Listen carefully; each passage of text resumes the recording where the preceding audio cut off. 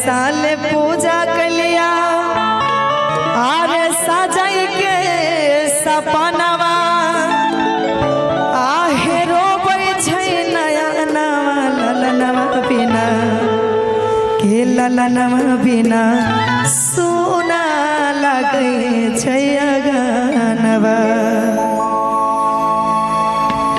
ठीक ठीक ठीक ठीक की है देवी मैया आज हमरा नहीं चाहिए धनवा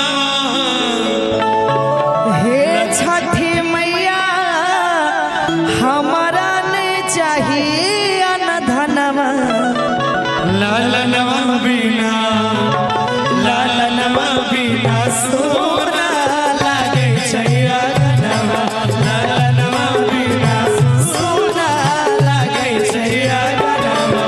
हे छठी मैया हे मोरी मैया हमारा नहीं चाहिए न धनवा। हे छठी मैया हमारा नहीं चाहिए न धनवा लालनवा बिना लालनवा बिना सोना लागे छै अगनवा लालनवा बिना सोना लागे छै अगनवा।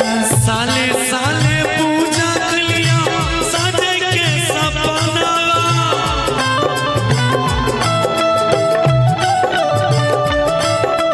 साले साले पूजा कलिया सजाई के सपनावा है रोबै छै नया नवा लालनवा बिना लालनवा बिना सोना लागे छै अगनवा लालनवा बिना सोना लागे छै अगनवा।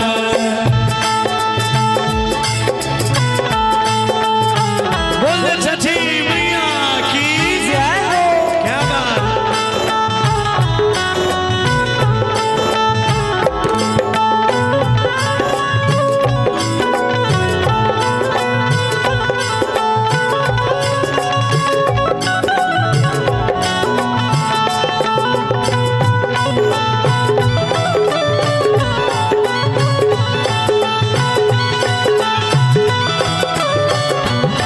और बेटिया बझनिया पर फेरी दो नजरिया भेलै कवन कसूर है बेटिया बछड़िया तेरी नजरिया भेलै कवन कसूर है मनसा पुरैदा हमर हे छठी मैया सुपवा चढ़ाई जरूर की कहिया पुरतै हमर मैया अर मनवा की कहिया मैया पुरतै हमर अर मनवा लालनवा बिना लालनवा बिना सोना लागे छै अगनवा लालनवा बिना सोना लागे छै अगनवा।